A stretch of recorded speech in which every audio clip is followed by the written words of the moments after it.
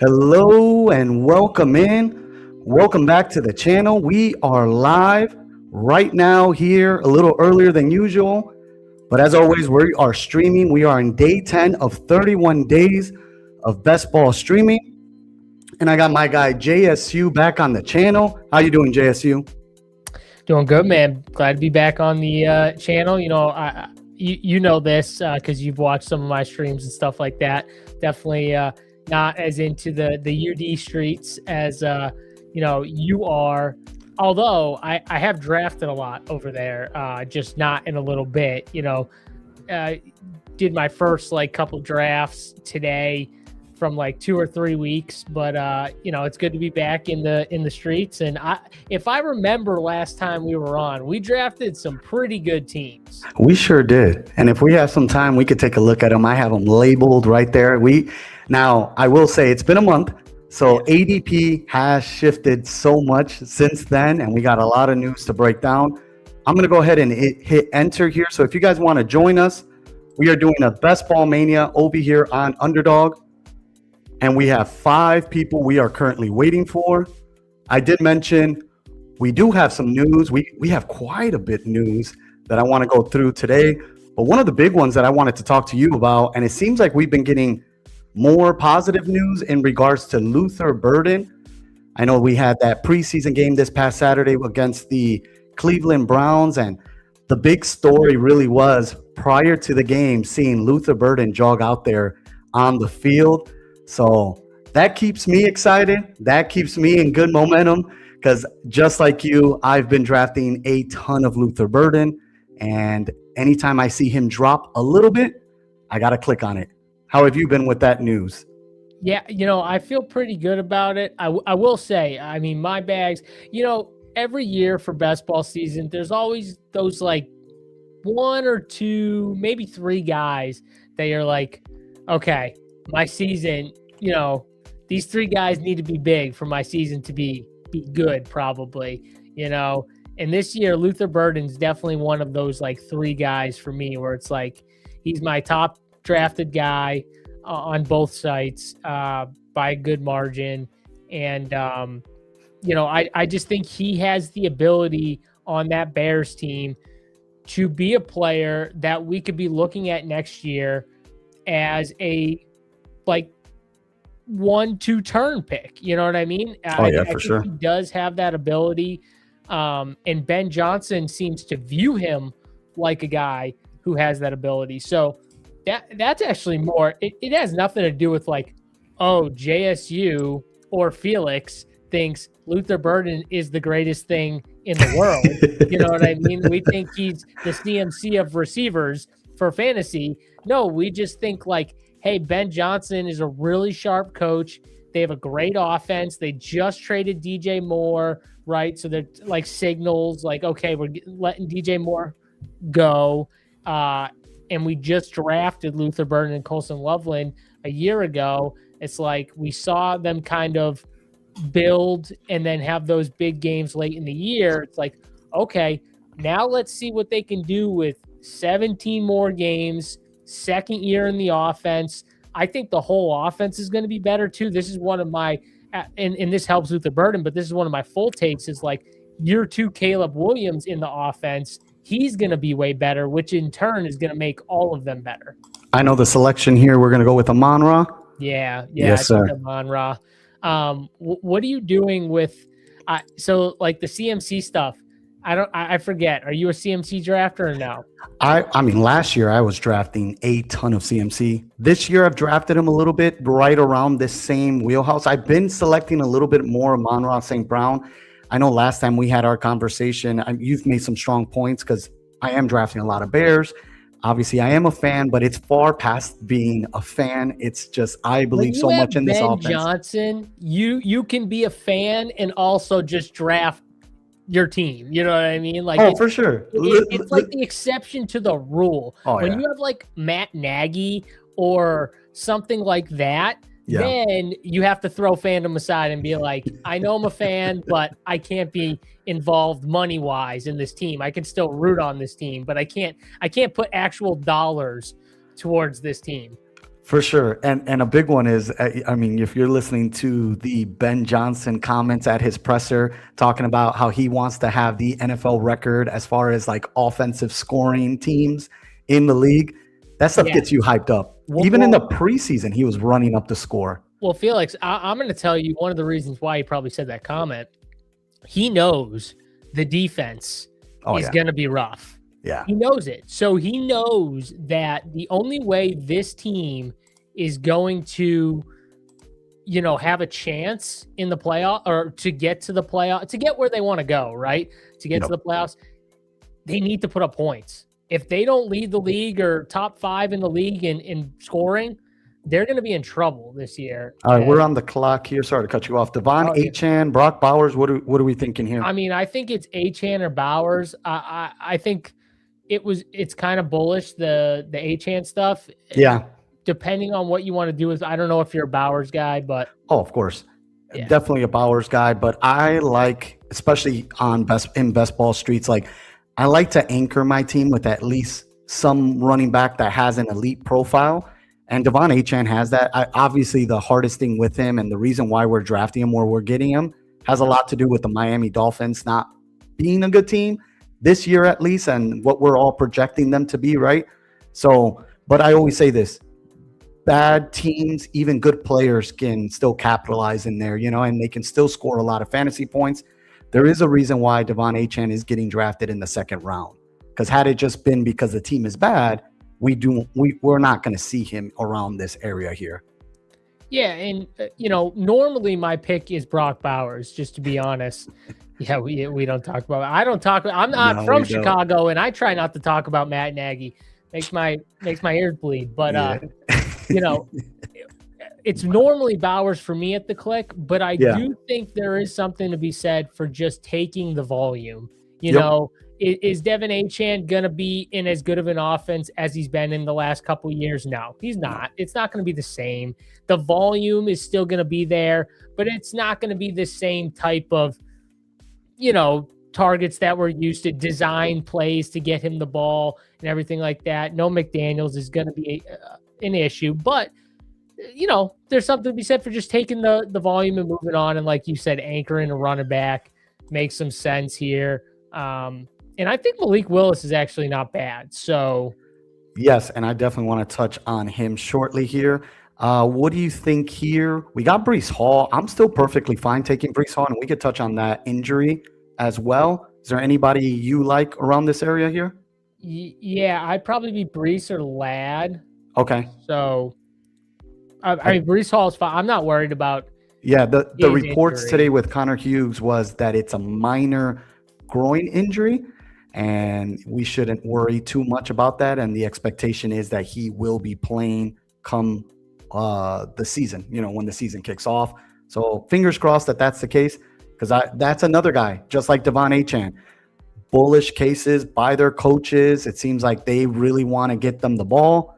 Yeah. And then obviously the team aspect of it all, right? They're not necessarily good teams, but of course these type of players can capitalize. And we talk about this all the time in daily fantasy, and I know I've heard you talk about it too when breaking down strategy. Those game environments, right? You were just talking about the Bears. If their defense is going to be rough, they might be playing from behind in cases, you know, teams like this, which means the game environment for fantasy points is going to be even greater for players like Devon Achane and Breece Hall, who can catch out of the backfield as well.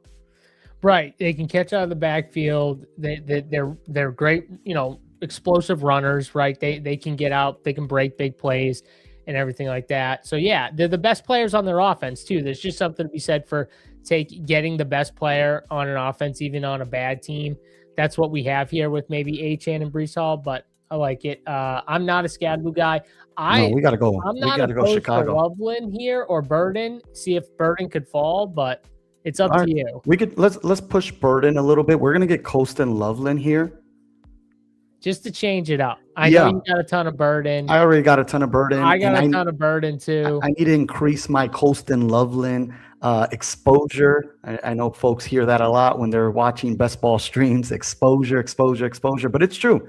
Got a lot of Luther Burden. I do want to add some more Colston Loveland, who I've mentioned a few times already, and I talked to you about it in our last stream, I still think he overall is the number one option. Even if Luther Burden is wide receiver 1, that doesn't mean that these players still can't eat in those teams, But I think that overall, I just still feel that Colston Loveland is Caleb's like security blanket. Like he is going, when he needs that play and that play breaks down, he's got a guy he's going to throw the football to consistently. And Colston Loveland's like upside as far as the tight end goes.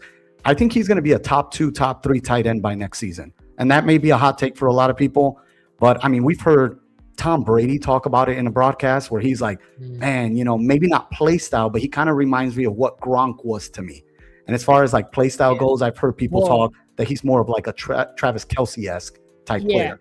He reminds them of what Gronk was the safety valve. Whenever Brady was in trouble, it was just like, all right, I'm gonna put it up to Gronk, you know what I mean? And like see if my best player can come down with it. That's 100% true. And I think that's probably what Loveland will be to Caleb Williams, you know what I mean? So when the ship breaks down, he's going to be trying to find Colston Loveland 100%. So yeah, no, I agree. I think he's the safest. I don't know if he's got the upside of Luther. He doesn't. But I think he's got more security and safety than Luther does. The floor is excellent for a guy like Loveland. All right, we're about to come up here. I think we absolutely should go wide receiver, in my opinion. I think with the wide receivers on the board right now before this drop-off happens, we do got J-Mo. I would like to get another player. I wouldn't mind Rome Odunze. I don't know how you feel about Rome. I'm still open to Rome. I don't know. I'm okay with Rome. I think if we're leaning into the stack, it has to be J-Mo or Rome. I would probably be J-Mo, but I'm fine going Rome if you just don't like J-Mo. It's not so much of a don't like J-Mo. I still think there's routes here. So for instance, if I'm building a team away from my Luther Burden exposure, I kind of want to build a team also that kind of goes against it to still hold myself back in case these things run a certain way. See, but this is where I'll push back and I'll say, I agree with what you're saying, but I wouldn't do that with Rome. I'd do it with like the guys at the end. Like I'd be like a Xavion or Jade Walker. Jade Walker and Xavion, because the cost for Rome is still so high now. Rome could still do good things and Luther be in and out of the lineup, but you not like need him. Whereas like if like Luther's out for, let's just say like bad stuff happens and Luther's out for like a few games in the beginning and the few games at the end of the season, best ball season, Jahade Walker, I think like legitimately slots in. So Khalif Raymond is technically wide receiver 3 right now. Xavion, I think, is going to have like packages where he'll come in and do like the gadget stuff, a deep shot, maybe, whatever. Ben Johnson will work him in a little bit, but I think Jahade is the one who, if Luther or Rome goes down, he is the contingency upside for either one of those guys. So I love what you're saying about like, if something goes wrong, I lean in the other. I would take J-Mo, who's probably the more talented guy, and then I'd lean into the late guys later, and maybe even take both Jahade and Xavion at the end. Those are just your 17th and 18th round picks. Yeah, and I agree with that. I think that makes a ton of sense. Here, real quick, before we get off, I think Marvin Harrison is the move here, in my opinion. I think we need to go and add another wide receiver to this team before we start seeing, because real soon we're about to get to obviously Jordan Tyson we're seeing on the board here for 2 months. We got guys like Alec Pierce in this range, guys that I typically don't click on as much. And now I know there's question marks around guys like Marvin Harrison, but I think for a player of that profile on Underdog, the expectation with Marvin Harrison is the touchdown play. And I think that he still brings that given his style of game. And I think overall that's kind of like, and I've heard this not theory necessarily, but just kind of this thought process behind, I think I heard, was it Matt Harmon? I'm not sure who it was exactly, but they were talking about how this offense, you got Mike LaFleur from the Rams, and who's going to be probably implementing a very similar offense to what Sean McVay was running in Los Angeles. And if you were looking at just rows, and you would see Michael Wilson playing more of a Puka Nacua role, and then you would see Marvin Harrison playing a little bit more of a Devontae Adams role.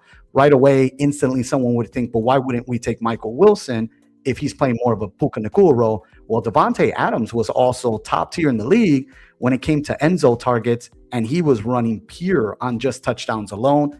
And I think when it's all said and done and you're betting on talent-wise, there's still a lot of room left, or I should say a lot of meat on that bone when it comes to Marvin Harrison. He can still smash his ADP at any given point, and I think anybody who's drafting him at this point is hoping for that, right? Yeah, I think Marvin Harrison fits the scoring. I agree with the idea of like, hey, he could be more the Devontae Adams, like red zone, end zone threat. You know what I mean? That makes sense to me. Michael Wilson playing more of like the Puka role where he's not always the red zone or end zone threat, but he's going to do everything else pretty much. The only problem I have is I think people are expecting Marvin Harrison to still just be like his dad, and he's just not. He's not that guy. He's super talented. I think you go Caleb. I don't. Yeah, absolutely. Look at this. And this happened in our last draft that we did together where we got lucky to get a double stack. Usually in these lobbies, they're taking these guys away from us unstacked and all. So we get Caleb, we get Rome and Loveland to correlate with Amon-Ra St. Brown. That's pretty solid to go there, especially like you said, ADP that we're paying for Roma Dunze.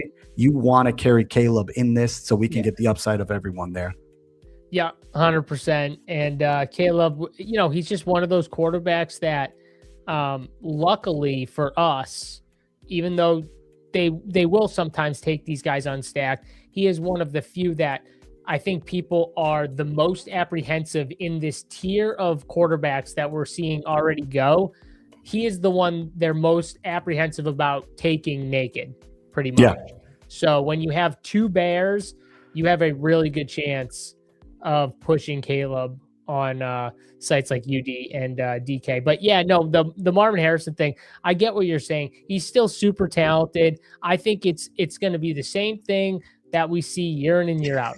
He's going to be inconsistent. He's going to have games where he has those bad drops and we're all like, oh my God, he's terrible. And then he's going to have those games where like the first play of the day, they throw him like a 60-yard bomb. And it's going to be like, oh, Marvin Harrison, what a play. Like, I wish I played him, you know, because I do think that offense is going to put up some points. Like Jacoby Brissett showed that he's capable, good. Right? Yeah. He's capable of at least, you know, making it a decent offense. And so I think they're going to put up some points. My problem is they might just have too many guys when they're all healthy. Oh man, look at this. This draft is just falling our way. You're still a Blake Corum guy, right? Oh yeah, Blake Corum, one of my highest drafted running backs. He is my highest exposed player. I have a lot of Blake Corum. He's my highest exposed. Luther? Yes, I have a lot of Blake Corum and Luther. But yeah, Blake Corum is my highest exposed player right now. I think I'm at in the 35%. I'm really high up there. He's been such an excellent click even earlier on. So I was obviously clicking him all the time when he was going in that 110, 120 range. And now I feel like this is exactly what I was saying before. This is where we should be drafting him.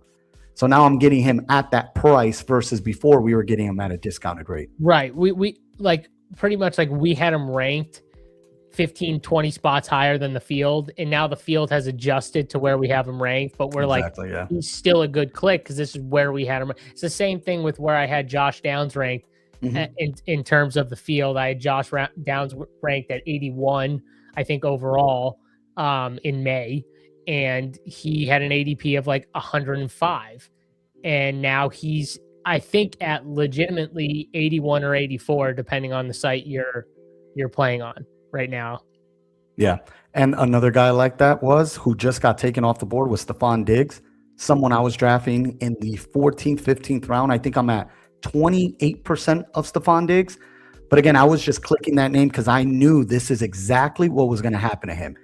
And of course, he landed in quite possibly one of the better scenarios, going to the Washington Commanders and taking on the role that he took. He was obviously, to me, he was a better wide receiver available in free agency. So when this is the beauty of drafting as early as we draft, right? we start getting a feel for guys and start predicting things. Sometimes it works our way and sometimes it hurts us, especially when you see these guys drop. Him and Debo were clearly the two best, draft picks, a couple weeks ago.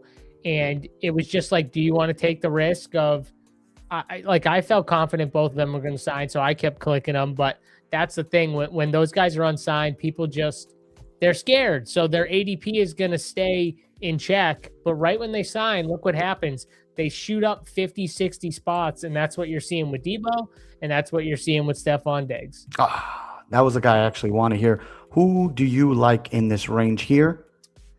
Tight end, maybe? We have Colston Loveland. We can go running back. We got 5 seconds. Oh, this is a brutal. Jared Goff's not here either. I'd go Jared Goff. Let's see. Did we get him on time? No, we did not get him on time. I put Jacory just in case because I didn't want to land Alec Pierce. I was trying to look for him, but yeah, no, we didn't get it. Jared Goff here. We might be able to come back around and try to see. Oh, of course, Jared Goff goes on the next pick there. This is, like you said, it's usually a tough spot. And another name that's on the board right now that we have yet to talk about is the Kyle Monangai injury. And I wanted to talk to you about that because now Kyle Monangai right now, hyperextended knee is what they're calling it. And they're saying he's going to miss multiple weeks and it's going to bleed into possibly the regular season, which makes me a little bit concerned for sure as far as how many games he's going to be missing. One thing I was thinking about was the whole entire time was this Adam Schefter reports. Adam Schefter is one of the best in the game, if not the best in the game when it comes to reports. And Kobe Bryant, he had 8 to 10 weeks. Ben Johnson comes out in his presser and says, who told you guys that? Then he comes the next day and say 4 to 6 months. And then now we got the recent report with Adam Schefter was Kyle Monangai got hurt, in practice. Grady Jarrett tackled him. He's going to be fine, quote unquote fine. And then we get the report that we got today, hyperextended knee, missing multiple weeks. And I'm just like, Schefter needs to get a look at who his sources is over there in Chicago because that is back-to-back Chicago news he got. I would just say that no one should be listening to anything that comes out of Chicago until it's like nobody. Because Ben Johnson doesn't want to give anyone an inch. Until he says it, I'd be very careful about anything going on there. I think we should go Concepcion? Yes, sir. Yes, sir. KC. Yeah. I like KC. And we got to see a little bit of KC in that game versus the Bears on Saturday. And one of the things that we got to see is like kind of not so much the trick plays, but I really do believe that Todd Monken is going to start utilizing him a little bit more. Kind of like how Chicago would use DJ Moore on those screen passes and kind of get him moving in space. And I think that that's really where KC Concepcion is going to thrive in, that yak ability. And I think he's really a good player. And if you obviously take a look at where he got drafted overall for the Cleveland Browns, you know that there is a true plan in place. He was a first-round pick for this team. So I'm excited to see how this looks. The hardest thing that we can't factor in right now is the quarterback position because we really don't know who it's going to be. It looks like it may be Deshaun Watson, but that might be on a week-to-week basis. Shedeur did not look good at all. Dylan Gabriel did not look good. I mean, Tyson Bagent on the Bears, the backup quarterback for us, probably can start for that Cleveland Browns team tomorrow. So I'm not sure what's going to happen there as far as the quarterback position goes. Now, did you see the Todd Monken coach speak? I did not. What was it? So pretty much, not exactly, but pretty much what he said was, I hope we're trying to get him the ball as often as we can. The dude is explosive. He's tough. He's got great contact balance. He understands situational football. And then he goes into the number of ways that he can get this guy the football, whether it's kick returns, punt returns, screens, shallow down. Like he just goes into everything. And then at the end, he's like, he's going to be a real weapon for us. Oh, yeah. So more reasons to be bullish on him. I'm surprised his ADP hasn't gone up. Like, he's definitely someone I think they're going to make a focus to get the ball in the hands to. What are you thinking here? We can go different routes here. Keaton or C-Rod or Debo, one or the other. Let's do Debo. I kind of like this 4 running back start that we had, and I'm always open to add more wide receivers. Need a running back. Mhm. I do Sorry, draft a lot of Keaton Mitchell too. my heart wanted a running back, but we don't need one. No, we don't. We could legitimately, we could have 4 running backs on this team, and I'd be fine. I'm open here to seeing the quarterback position. We'll see if our guy here, down here somewhere, happens to be there when we come back up. But yeah, Todd Monken is one of those guys that he's a sicko when it comes to just like he's one of those guys that I feel he doesn't get talked about enough, but I think he's a really good offensive minded coach. And I mean, you saw what he did at Georgia with Todd and with Brock Bowers.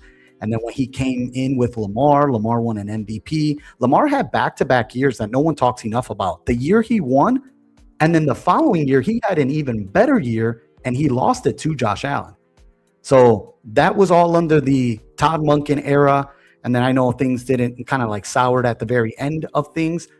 But I still trust that as far as the offense goes, this is kind of one of the most exciting times we might see from the Cleveland Browns based on some of the players that they have currently on the team. Because I think Harold Fannin doesn't get talked enough about too, had a really strong year. I think that I think he's a bit underrated when it comes to drafts. It's just hard to select them at times during that area because personally I like to select Kyle Pitts over him if I had to make a decision at tight end there. Isn't it funny? I feel like it's this Browns team has like the most talked about like talent I can remember in a while. Just like multiple guys with like a ton of talent. Like I can Quinshon and Casey and Denzel Boston, Harold Fannin, just so many guys you can like talk up now. I think we should probably go quarterback, but see, this is where it gets tough. We can still go.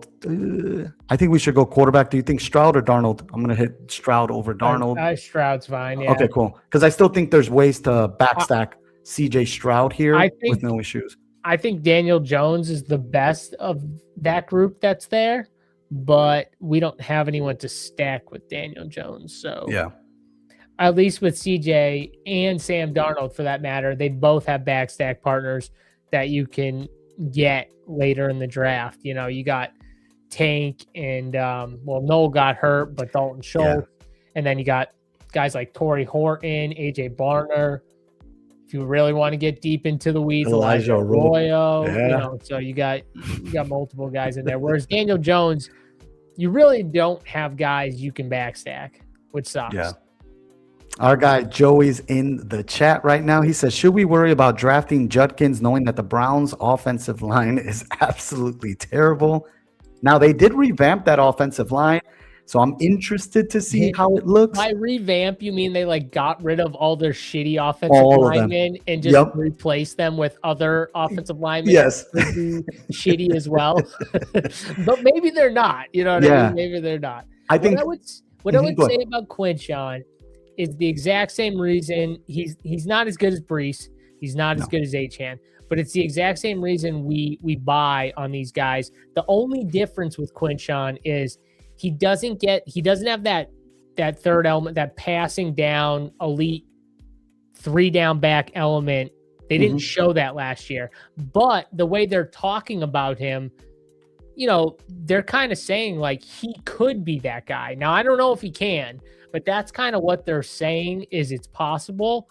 And if that is the case, then he's definitely worth where he's going right now.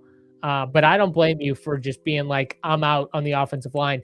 At least Breece Hall has a good offensive line. Yes, he does. Right? And one that we know. Miami, they went out and they drafted an offensive lineman in Proctor, and they had like Patrick one of the Paul, best offensive linemen Aaron Brewer, all of last year in Aaron Brewer. So you can make the case like Miami's got a few, you know, good linemen on their line to go through here. We're back up. So I think there's a player here. Now, we don't necessarily need a tight end, but I think Jawan Johnson, people aren't figuring out how big of a bump he's going to get now with Jordan Tyson out. Yeah. Okay. I think he's someone, and I had written down that I wanted to talk to you about because I feel like he's going to be a guy that slowly but surely we're going to start seeing him move up a little bit. Chig Okonkwo has been doing a bit of a drop. But if you're looking at this team, I know that Devon Bailey is someone that people are trying to click a little bit more at later end of the drafts. But Chris Olave gets a bump here. And then I think Jawan Johnson, one of my favorite things that I like to mention about Jawan Johnson is him and Tyler Shuck played together at Oregon, which says a lot, obviously. But there was already a chemistry in place prior to him joining the Saints. And I think that continues to stay. And Juwan Johnson, when you're drafting him where you're drafting him here, he's basically a safety floor kind of guy. You're drafting him because he's got a high floor and he's got a bit of an upside when you think of just the target range that he can get. Now, he won't drop 40 fantasy points on you, but taking away guys like Taysom Hill finally out of that tight end room, guys that were kind of getting annoying in the sense of taking opportunities away from a tight end like Juwan Johnson. But the only thing about Juwan is I feel like he's just a better DraftKings tight end. Oh, for sure. For whatever reason, it just feels to me like it's more like he gets volume, but like the touch. I feel like there's guys that might have better like touchdown upside on UD that you can get later. But yeah, I mean, I like the idea of like, hey, everyone's talking about Devon Vile with no Jordan Tyson, and Juwan probably is the guy that gets the biggest bump from this injury. All right, we're back up here. What do you think here? Should we go one? Lane still here? Who was that? Jacoby Lane. Jacoby Lane. Oh man, I forgot to check here. No, he's gone. I'm gonna click Juwan Jennings, even though that's not someone I wanted to click. But that's better than Cam Ward right there and getting a third quarterback. I'm not a Cam Ward guy, so yeah. So I had to do that click. Lane is flying. Look, he actually won a few picks right before us. This is right around where Jacoby Lane is getting drafted. Real quick pushback on the Juwan Johnson thing. I will say this. I've been drafting a lot of Saints players. I do believe in this offense, and I do think that this second year of Kellen Moore's offense, obviously it's going to be very dependent on Tyler Shuck, right? But if this offense is indeed going to take an extra step, and I feel like I'm not alone in this, I've been hearing that a lot from people. They also added some additions on their offensive line. I think his name is David Edwards, the guard out of Buffalo Bills, who's actually a pretty solid guard. He's been around a while too. Yeah, and then you got the whole, the run game kind of looking a little bit different. I know they added Etienne or Travis Etienne, however he wants to be called. Etienne, no, yes. Etienne. We're not going to confuse ourselves, okay? We drafted Etienne. But I think that touchdown-wise, I think that Juwan Johnson has a sneaky little room there due to before Alvin Kamara was obviously the guy, but he doesn't look the same clearly. And then Taysom Hill, I keep mentioning him, when healthy, Taysom Hill was grabbing everything there. Inside the 5, they were bringing him in. Taysom Hill was a quarterback, running back, tight end. It was everything for them. He did everything. That's not a fair comp because nobody is doing what Taysom Hill was doing. Correct. No. Now, I just say, as far as the tight end goes, if we think this offense is really going to take the next step, who's going to be getting all those touchdowns? I mean, I do know Chris Olave is going to get some of that, but as far as like a big target in that end zone, yeah, I think Shuck is going to rely on him, especially with the style of quarterback that he is.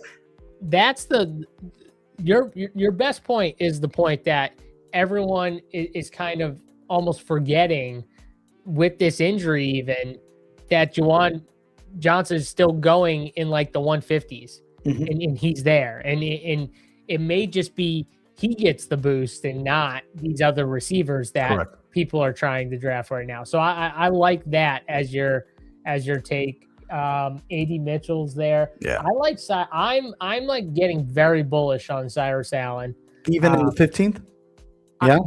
Yeah. We can go him. You want to go with Cyrus? We have AD, so I mean. Okay. We're gonna go Cyrus. Yeah.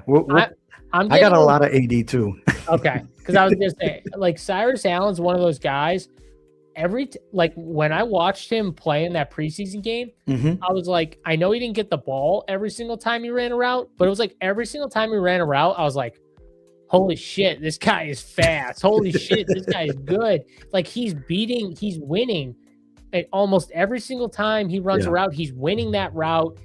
He moves really well. He's fluid in and out of his breaks. Like it's like he's been playing in the league for a couple years, but he hasn't been. And I'm like, okay, no, this looks legit. It doesn't look like just like a camp flash. It doesn't. I know everyone wants to pull out all the other KC receivers. Justin Ross. Yeah. That well, to be fair, Justin Ross was really good before his injuries. He was a really good player. I'm just saying, like, but yeah, I get you. Point to that, and I'm like, man, I don't know if that's this. Like, this is like different. It feels like Rashid Rice 2.0 is what it feels like, kind of. And they seem like they really, really like him. I do. remember hearing Andy Reid talking about it a little bit in one of the interviews I listened into.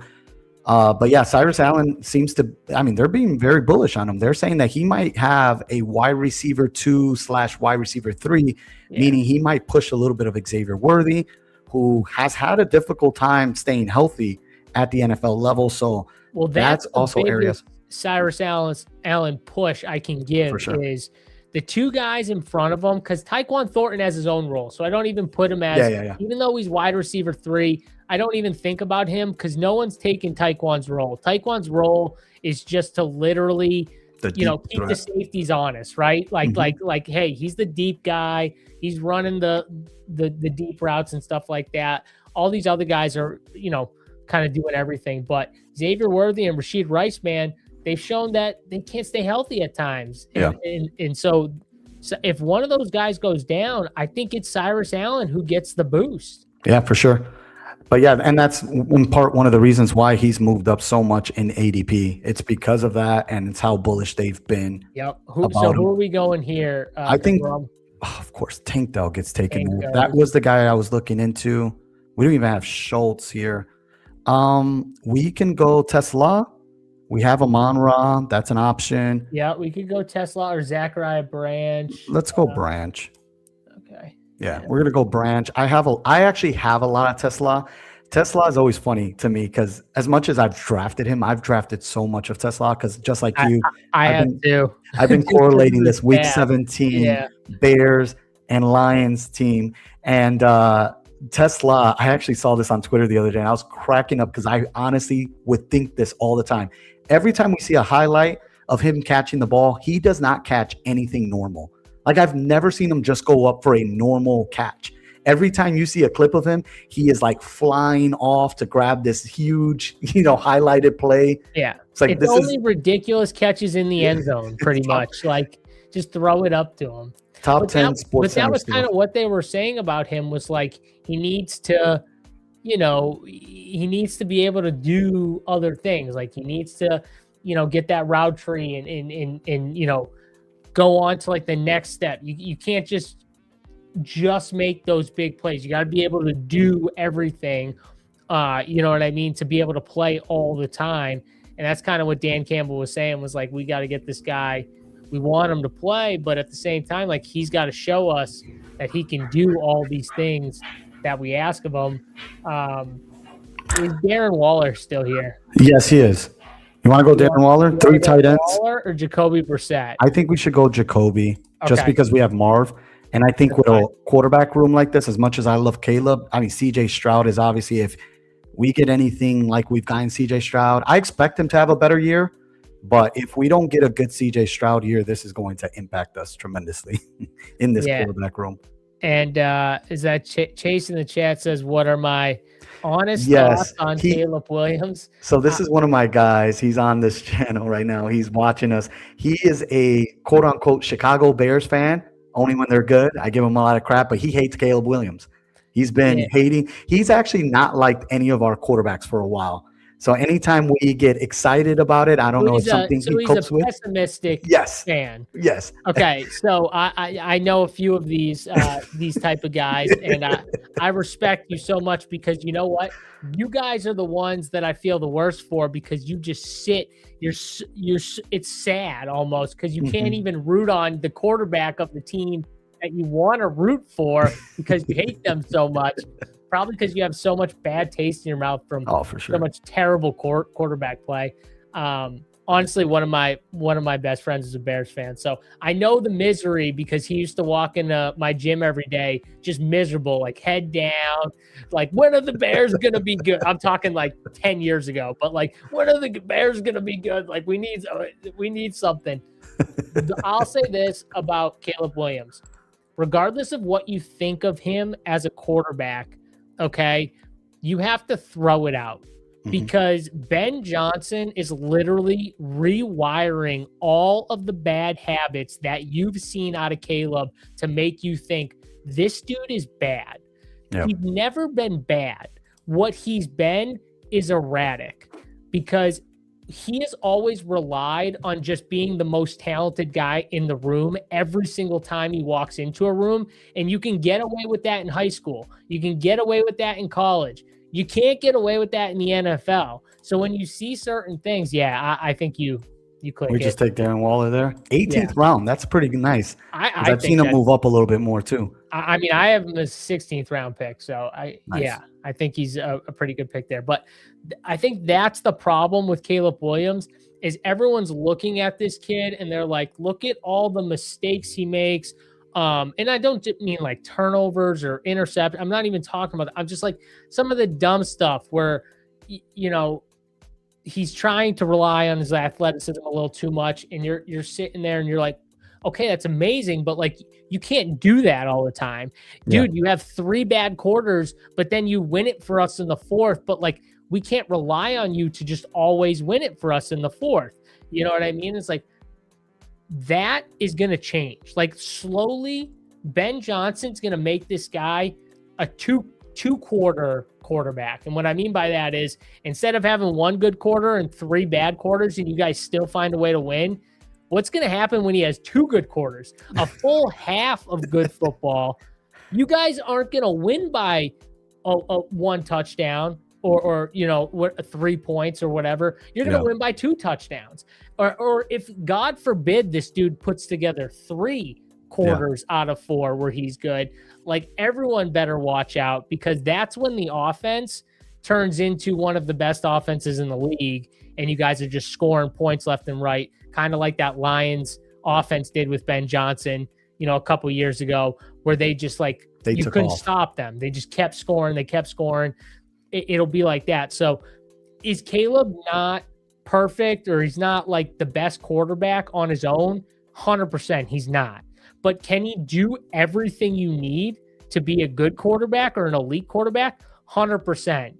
He has the right guy to kind of rail him in and let him know when he's kind of, you know, doing a little too much. And that's going to be huge for him. I think my honest take on Caleb is he's a great athlete. Maybe not the best full quarterback. Like Tom Brady would not be like Caleb Williams is my favorite quarterback. He'd be like Caleb Williams is fun. He's my favorite quarterback though. They're loving what you got to say about Caleb. I mean, it's just honest. And you guys are Bears fans. So and I watched Chicago because last year I got killed for being Caleb Williams was my highest drafted quarterback. Luther Burden, DeAndre Swift was my highest drafted running back. I had a ton of Kyle Monangai. I had a ton of Luther and Colston and all these guys. And I got killed. Every single show I did, people made fun of me for drafting Bears and 49ers because I love that game. I love that. Yeah. Oh, that was such a great game. I was drafting Bears and 49ers. Like, and people would make fun of me. I was either drafting those 2 teams or Jets and Justin Fields. So I'll put that one up. I did draft Justin Fields a lot. But I got killed. So I watched the Bears every single week, and I was just rooting so hard for your team because I wanted so bad to be right about Caleb Williams. And I won't say I was right, but the take that I had for why Caleb was going to be better, I think was 100% right, which is for sure. More to do with Ben Johnson and the system and less to do with like, Caleb is the greatest thing ever. You know what I mean? Like it's a lot to do with the coaching staff and the system and less to do with Caleb. So when you ask me, what are my honest opinions of Caleb? I just got to bring it back to the system because I think a lot of quarterbacks would look really good in Ben Johnson's system if they can figure it out. Yeah. We saw Jared Goff do that. He was considered to many a bust. Remember, Sean McVay got rid of the dude. He was in his ears every single game, running. He was like holding his hands every game. Until Sean McVay was the most astonished by what Jared Goff did with the Lions? I think so. He left? Yeah, I think so. Because all the interviews that you hear, he was like, just the way he would rave about what Ben Johnson did was amazing. I mean, he would just say, we would be in the same room together, and Ben was like, all right, this is what I need you to do, and I trust that you can do these things. Versus with Sean McVay, they knew how strong that team was already. They were ready to win. When they traded him to the Lions weren't in that position at all. And then slowly but surely, with really good GM over there as well, and kind of building this roster. And then they also landed Ben Johnson too, which wasn't in the plan. Though. They went out and they said, like, they had good players at positions. It's very similar to what the Bears did, right? They had these good players, but they said, like, no, we're going to draft Jahmyr Gibbs. Yep. And when everyone doubted that too, by the way. Back. Oh, no. We're drafting Jahmyr Gibbs. And then, no, we're drafting Sam Laporta, and they got rid of TJ Hawkinson, right? Yep. So they did all these little moves, and you're like, well, did you really have to do some of these moves? And people were being critical. People forget this, but people were being very critical about it. And it's kind of similar to, like, the Bears in a way, where I feel like they were like, dude, you had DJ Moore in Rome. You didn't need Luther Burden, or you drafted Colson Loveland that high. You had you just paid Cole Kmet. Ben Johnson's like, I don't give a fuck. I literally just left the team who did the same exact thing, and they ended up winning a shitload of games and scored a ton of points. I'm going to do things my way. And that's why, when I saw him draft, and then he went and got those offensive linemen, I was like, oh, this guy knows how to build a fucking team. He's going to build a good team. I want to touch a little bit more on that thought real quick about Ben Johnson, but I want to recap this team because we're going to jump in one more here. If you guys want to hop on with us, I'm going to go ahead and hit enter shortly. Let's recap this team. We got imagine Jaden Daniels and Ben Johnson's offense, by the way. But I still think Caleb has a greater ceiling and upside than Jaden Daniels, in my personal opinion. He has a greater upside because some of the things he can do, no one else can do. No one else can really do. Like, the improvisation is next to not, like, there's really no one that can do that. Maybe there's like one or two guys, but right now I'm trying to think of one. But what Jaden has that Caleb doesn't have, he just has this, like, really, like, he has this, like, very calmness in the pocket where he just sits there. He's very poised, and it's just like out. You know what I mean? Like, it would fit Ben Johnson's system really well, where, like, that's what Ben Johnson has to, like, get Caleb comfortable doing. You know what I mean? It's like the simple stuff, whereas Jaden does the simple stuff.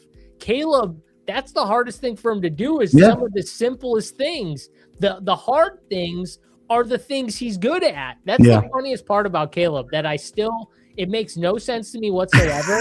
He's really good at the really hard things. In the simple throws, the 5-yard, like, the stuff you're like, dude, you should be able to make that. I can go out my backyard and make it. You're like, Caleb, you threw it in the dirt. Like, he's wide open. Just throw to the flat. He's literally wide open. Just throw it to him. He's there. And he won't do it. Or he'll do it and he'll miss him. And it's like, how the fuck did he miss that guy? Jaden will hit those. You know for sure. I mean? Jaden will hit those, and it'll look really smooth and easy. Caleb's doesn't always look smooth and easy.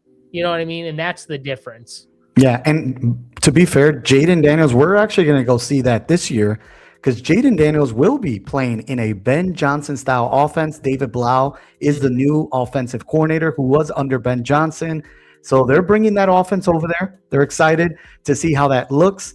Now, there are some things I have pushed back on that with Jaden Daniels. He was also in college for a very long time. I think he was just more polished coming out of college, and he was more NFL ready per se. So it felt like he was going to jump in his first year and be better. Now, I didn't expect the rookie year he had. He had an amazing rookie season, but I mean, he was kind of in play for that.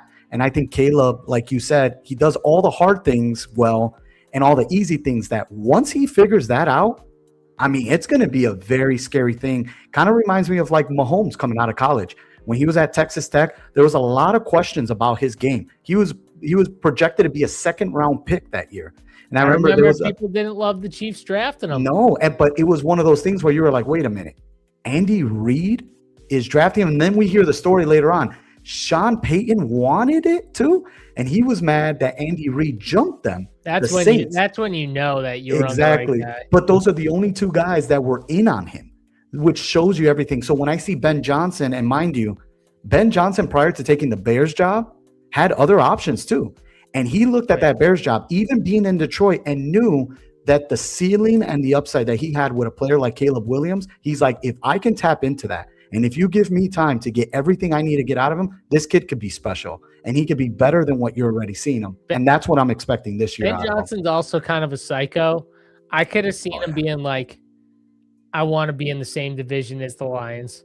I want to beat the Lions. Like I want to, well, I'm leaving this team. These are my guys, but I want to go beat them. You know what I mean? Yeah. I want to beat the best, and I want to go to, you know what I mean? I want to take this team, you know, divisional champion, and then take them to the NFC, beat the Lions. And I could see him like thinking that in his head, like he's just a sick psycho. He's got an opportunity to prove that this year, because so far he has not done well versus Detroit. Well, we'll recap this team real quick. 3-4-8-3. We got Caleb Williams, CJ Stroud, Jacoby Brissett. At running back, we went with 4 guys. We got Devon Achane, Breece Hall, Blake Corum, Ja'Cory Krosky Merritt. I think that's a pretty solid running back room if all things flow for us there. At wide receiver, this is where we went a little deeper. We got Amon-Ra St. Brown. We got Rome Odunze to stack alongside Caleb Williams. We got Marvin Harrison to stack alongside Jacoby Brissett. We got Casey Concepcion. We got Deebo Samuel, Jawan Jennings, Cyrus Allen, and Zachariah Branch. And then in the tight end room, we got Colston Loveland, Jawan Johnson, and then Darren Waller back in the NFL for our round 18th pick. Like this team, 3-4-8-3 build. All right, y'all. If you guys want to jump in another draft here with us, we're going to draft now. I'm going to hit enter and confirm. All right, we got 3 people we're waiting for, 2 people now. So if you guys want to take those spots. But yeah, man, I am really excited to see what Caleb Williams has to bring this season. And I really think that he is locked in. Everything I'm hearing and just the time that he is spending in this offseason alongside Ben Johnson. And as someone, you know, obviously as a Chicago fan, I listen to a lot of the pressers, a lot of these interviews, and he just seems to be doing everything right. He loves how difficult his coach is, and he loves how much his coach challenges him. And one of their biggest goals this year is the completion percentage. Ben says the standard is 70%. Caleb's like, I need to get 70%. So for Caleb to get 70%, he's going to have to start hitting those intermediate passes. And if he hits those, JSU, yeah, I think you're going to feel really good about your take on Caleb Williams with everyone else. See, so there's a couple things with it. First of all, I think we need to change your show. It's gotta just be like a Chicago themed show where we just all we do is talk about just come on in when we go on. But see, this is such a hater, man. From him in section 10.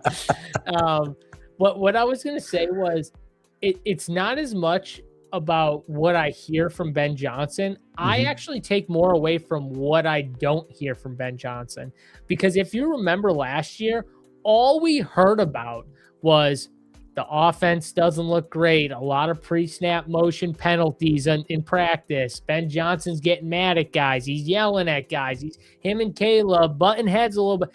This year, nothing. Crickets, bro. We don't hear anything about that. Anything. So they were working on these like minor. So now they can actually focus in on some of the minor details because they've got all the major stuff down pat. What do you like here? Sorry to interrupt you. JSN, Christian McCaffrey, or Amon-Ra? I would be JSN, Amon-Ra. Yeah, I want to go JSN here. Okay. I have been getting a little more of Amon-Ra. I'm not going to lie. I took Amon-Ra ahead of JSN today, and I felt okay with it. I don't hate that. I don't hate that. I think JSN, where we're drafting JSN, we are practically hoping for a similar season to what he did last year, too. Oh, 100%. So for him to really replicate that. And still not replicate that season. Correct. Yep. And that's my only fear with selecting him. And that is one of the reasons why I like hitting Amon-Ra St. Brown. And then Christian McCaffrey, real quick on that too, because we've been hearing he hasn't been practicing for about a week due to quote unquote tightness. So anytime we hear anything injury related to Christian McCaffrey, everybody freaks out, and rightfully so, given his history. Right, guys like him, guys like Saquon Barkley, those are the things that really pop in our heads right away. We also have heard rumors that Christian McCaffrey, and this was more by Mike Florio from Pro Football Talk. He was basically saying that he feels that Christian McCaffrey is really just holding in, trying to get a contract, because I believe it was like a $12 million that is due to him this year. And when you look into what Bijan and Gibbs just got to reset the running back market. He may want a little bit more, but Ian Rappaport came out again today and said that had nothing to do with it, and that the team isn't, quote unquote, worried about this tightness right now. Do you remember like 2 years ago, there was like a lot of bad reporting on Christian McCaffrey? Like it was like, oh, he's fine or whatever. He'll be back this time. And like he pretty much like then all of a sudden he was just out way longer than anyone thought. Week 10. We didn't get him until week 10. I drafted him that year and I was really hurt. Yeah. I got like, that's the one thing about like, you know, I wasn't on CMC last year, but I wasn't on the year before when that happened, you know? So it's like, it's one of those things. It's like, you know, that's always in the cards. I do feel like it is a little bit of a nothing burger, like tightness. Yeah. I mean, they know they need this dude. They've already lost how many guys on this team? Like they haven't even played a regular season game and they're already down. Like, what is it? Like 20 guys have gone down. Like it's insane. Substation, man. I mean, Brock Bowers. Yes, sir. Let's take Brock Bowers. I want to get more Brock Bowers. I'm in the double digit. I think I'm at like 11 or 12%, but I do want to start adding more Brock Bowers to the squad. He's going to have a monster year. Gotta get it up. He's going to be. And then at the back end of the second round here, like towards that tail end, it feels really strong too. Yeah, it feels very strong. I agree. Yeah, no, CMC is just one of those guys. I think like you're either like all the way in on, where if you're in on him, I mean, you should have him ranked above JSN, somewhere between 4 and 6. Yeah. And you should pretty much be, I mean, really, you should probably have him ranked 4 or 5, and you should just be drafting him after Puka every single time. Yep. And I personally have, I'll be honest, I have been drafting a lot more CMC than JSN this year. Because if things go right, he's a top CMC 3 pick. is a top 3 fantasy football player. You know, top what I mean? 1 at times too. I mean, that's it could the be upside number 1. I don't think you'll take him over Gibbs, but he could be number 1. You never know what happens in a full season. You know what I mean? Yeah. So if here's the thing, if I guaranteed you 17 weeks of healthy CMC, where is he finishing? 1 or 2. So then healthy CMC? Yeah, 1 or 2. So then you should have him 3 above or 4 Chase and Nakua, at the minimum. You know what I mean? So I think people don't look at it that way, but they should. You don't just have to blindly follow like the ADP stuff with someone like Christian McCaffrey. Like that's how you get way over the field too. If you're not worried about the injury, if you're just worried about the injuries, then you're probably lower than them anyways. That's kind of where I sit. Who do you like here? Should we go running back or wide receiver? I like Breece Hall. Me too. I don't mind Ladd. I think Breece Hall's the best pick here, as long as you're not worried about the minor injury. I'm not worried at all. Yeah. Honestly, I'm not. Especially once we heard the minor thing, that was right away. I was like, all right, cool. I can continue to draft him. It was just the beginning where they were like non-contact, and then there was nothing. That's what made me nervous, because then I was just like, all right, we're going to have to get more Braylon Allen. Groin, and I was like, okay, at least now we know it's a groin injury. Yeah. And then the reports came out like the coaches aren't worried, or Glenn wasn't worried or whatever. And then what really got me was when Braylon Allen was at the podium and he was talking, and he said something like, I got chills or whatever, but I heard it's fine, or he's going to be good or whatever. It's not that bad. And that's when I was like, okay, because this isn't a coach who like could lie easily. You know what I mean? Like, oh, we'll see. He seems fine though, is kind of what they say. But when a player comes out and he's like, yeah, bro, I had like chills when I see my boy go down. And then like, he's like, but I heard it, he's good now. So I'm like, okay, if he's saying that, then it's gotta be fine. They're probably pissed he said that, honestly, but it is what it is. For sure. If you guys are just joining us for the first time, welcome in. We have JSU from Run Pure Sports. Make sure to hit that like button and support the channel by subscribing, and hit that notification button. We got a lot of fun things coming your way. We are on day 10 straight of drafting best ball streams, and doing these streams, we are doing 31 days, no days off until the season kicks off. So I'm excited to keep on drafting alongside of you guys. So make sure you guys show some love and show some support here while we have JSU. And let's see, the Bears fans here. What are the Bears' record gonna? What is the Bears' record? Leave a comment with the Bears' record for the 2026 season. Are they going 17-0? Are they going 16-1?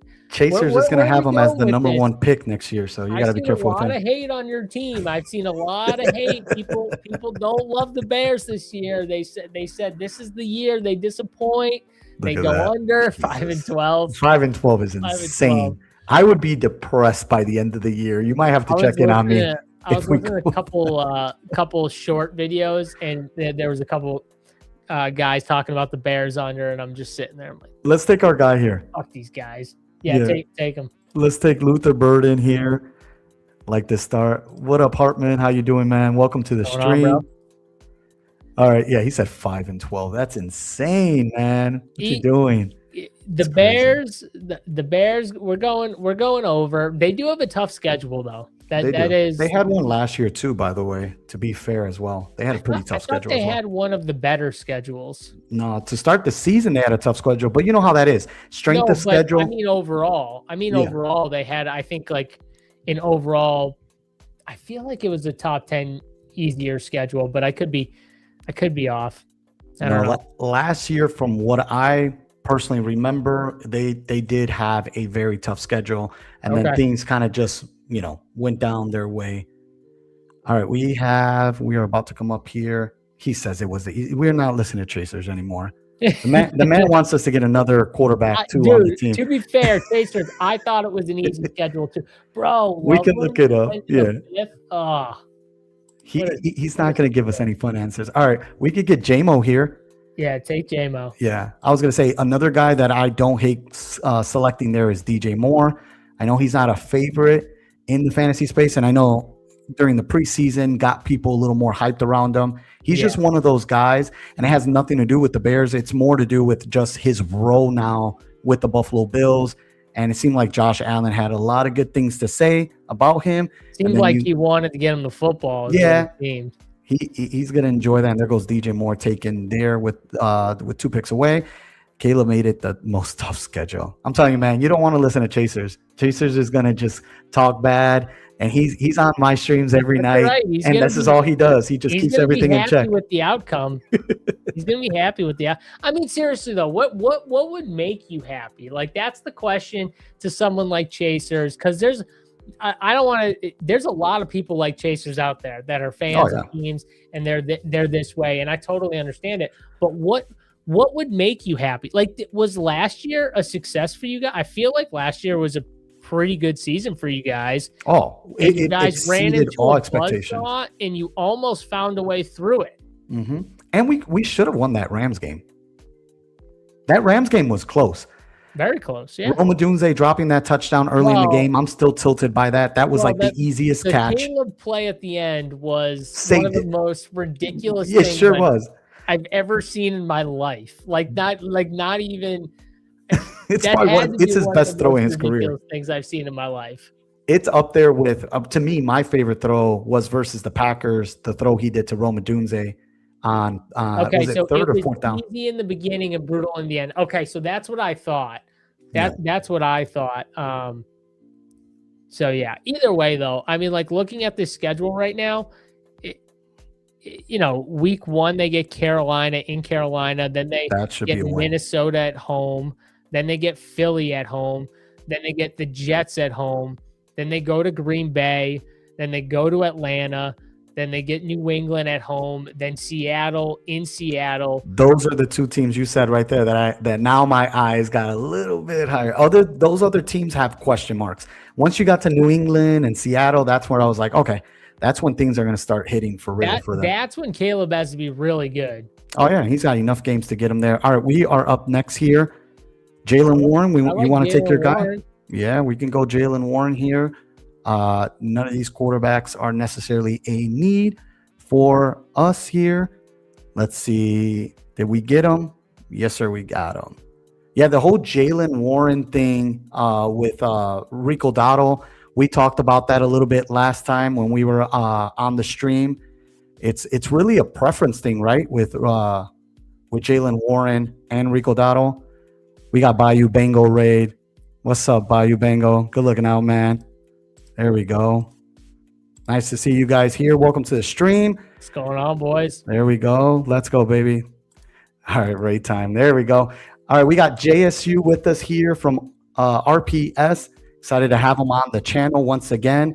We are drafting our second Best Ball Mania, and the vibes are high. Chasers, man. This guy's just trolling right now. So after that game, though, you guys get Tampa at home. You get the Saints at home. Detroit in Detroit. Jacksonville at home.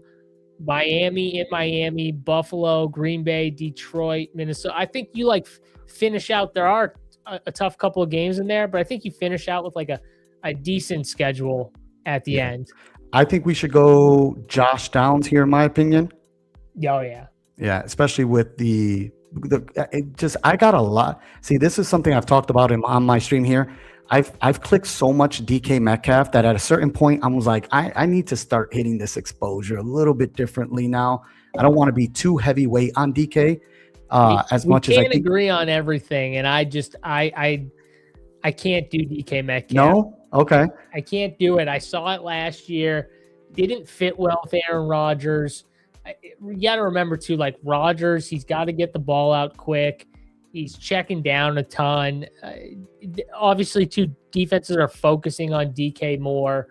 I can't do it. I know he's the most talented guy on the team. I think Pittman fits a little better the style that Pittman kind of plays as a receiver. I think it fits Rodgers and what he wants more. So yeah, I'm not as high on DK Metcalf, and maybe it's more to where he goes. I like quarterbacks there. I like getting, the Jalen Hurts, the Justin Herberts, the Caleb Williams, Jaden Daniels is in that range. Joe Burrow sometimes falls. So you can get really good. I'm super high on Justin Herbert. So I think you have him as an MVP, right? This year? Yeah. I think Justin Herbert, well, it would be Caleb, but the problem with Caleb is, one, I think Caleb plays in the toughest division in football. It is, yeah. And the division the Chargers play in is pretty good too. But I do think the Chargers are going to just be the best team by far in that division. I think the Bears are going to be the best team in your division. The only problem is I think it's going to be very close between you guys, the Lions, the Packers again this year, where you guys are all dog fighting each other. And so your record isn't going to be elite. Whereas I think the Chargers record, I think the Broncos come back down a little. They ran so good. You want to talk about a team that ran so pure in games? The Appreciate Denver Broncos. Do you remember that game? They came back from 28. You're talking about the Giants? It was the Giants and Broncos game, right? I think so. Nix? Yeah, exactly, when he went crazy at the end of that game. Dude, that happened not to that extent, but it happened so many times with that team. I think we should take Trevor Lawrence here. Okay. And then we could figure things out with him. There's still ways to stack him there. That's fine. I mean, we have, because the running backs, I would love to add more running backs. I don't really want to touch on any of these guys here. No. And then we don't really have much here. I think there's guys we can get later. I mean, I don't know how you feel about the C-Rod stuff. If you're lower on two, and you probably like the C-Rod stuff. I've been open. I've been a little more open, and that was actually a question that I wanted to throw your way. And I'm glad you mentioned that. Who is the guy that you were really high on that you feel you've kind of been a little bit lower on lately now that we've gotten this much closer to the NFL season? The guys that I'm lower on now? You were originally high. So for instance, for me, Tootin was someone I was drafting a ton of. Yeah. Now his price is so high. And now I'm kind of interested a little bit more on C-Rod at the back end over there. Does Stephon Diggs count, or is that just a bailout answer? That's a bailout. I don't think that one. Yeah, I don't think that one counts. I'll give you a better answer. A guy that I've been drafting a ton of. Let's just pull it up here. Let's look at the exposures here. And someone you cooled off on a little bit. That doesn't mean your take on them is completely off. It's just, hey, No, all right, it's just I stopped drafting them because I'm a little worried. Yeah. Ooh. Thank you guys so much for hopping on the channel. Make sure to hit that like button, subscribe to the channel if you haven't already, and hit that I got a good notification one. button as well. I got a good one. Ready? What you got? Yes, Here sir. we go. This is a full team right here. You ready for this? Yes, sir. The Giants. Okay. And I mean the entire team. Isaiah Likely, Cam Scatterbo, Tyrone Tracy. Oh, we're up. Yeah. This Monangai news got me a little worried. I know you don't like Ja'Cory here, but I'm more than happy to. I feel like we need a running back. Yeah. So I'm going to take Ja'Cory here. Yeah, with the options here, because he's the only one with that runway right now to be the #1 running back, even if he doesn't. The problem with waiting on running back is you end up feeling like you have no choice but to go a running back sometimes. Yeah. But this Giants team has me terrified. One, they played Theo Johnson way more with the first team than they did Isaiah Likely. Isaiah Likely got 6 of 16 snaps. I think 5 of 6 of those were routes. He didn't play inline at all. It was all like lined up as a wide receiver, whereas like Theo was just playing like the main tight end role. Yeah. That terrifies me because if that's his role, it's probably not going to be as good for fantasy as we thought. Then they've got Dart running around, getting blown up, going to the tent, coming back. He went to the tent like 5 or 6 times, whatever it was. He terrifies me. Cam Scatterbo, in the injury that he had, was so bad. I don't know how he can be like what we saw last year. How is he going to be like 100% like that this year? His playing style is so reckless. And it's so reckless on top of it. He doesn't care. It seems like the coaching staff hates Tyrone Tracy as well. The Najee Harris news and Najee Harris news makes me think one, either Scatterbo's not 100%, or they hate Tracy / Singleton and they want someone else who can pass protect in there, which could be the case. But I think like all the vibes from that team just smell like, I don't know, they're gonna go friggin' 6-11 or whatever it is. Like it's going to be bad, Yeah, I think that's still one of the teams with honestly that true question mark on it, because I think they're either going to be really good or they're going to be really bad. There's not much of an in between with that team. Their defense is still really good. I like a lot of their players on their defense. Offensively, I know you name a lot of those guys that I'm a little worrisome, but to get Malik Neighbors back, that was honestly the biggest thing on their offense. Had Malik Neighbors not been able to get back, and everything we're hearing reports even today is that he is expected to play week 1. Do you know who the offensive coordinator for the Giants is? Yeah, of course, Matt Nagy. I rest my case. Matt Nagy. I rest my case. And Greg Roman's in that offensive staff too. All right. Who do we want here? We can go 1-3-4-1. What do you think? With Trevor or Jaden Higgins? Yeah, I just clicked Jaden Higgins here. Do we have we don't have Love. Oh, we have Downs and now we have Higgins too. Okay, so we got Sam Darnold, DJ, and CJ, plus the Mendoza and Kirk. So we have options there. Yeah, we do. And I know Jacoby Myers could have made sense here for Trevor Lawrence, but the reality with Jacoby Myers, I've taken him. I'm not completely fading him, but I just have some concerns with this wide receiver room because I just think that they're going to be like one. You got to make it. You don't have to, but I think that the decision right now is really truly between Parker Washington and Brian Thomas, because to draft them both, you're drafting them one round after another, meaning that you expect both of them to play at that high level. And then you got Brenton Strange on this team. You got Jacoby Myers that you could take later on. And then those running backs that they also have, they have C-Rod, they have Tootin. And it seems like LaQuint Allen's going to have a bigger role this year, especially on passing downs.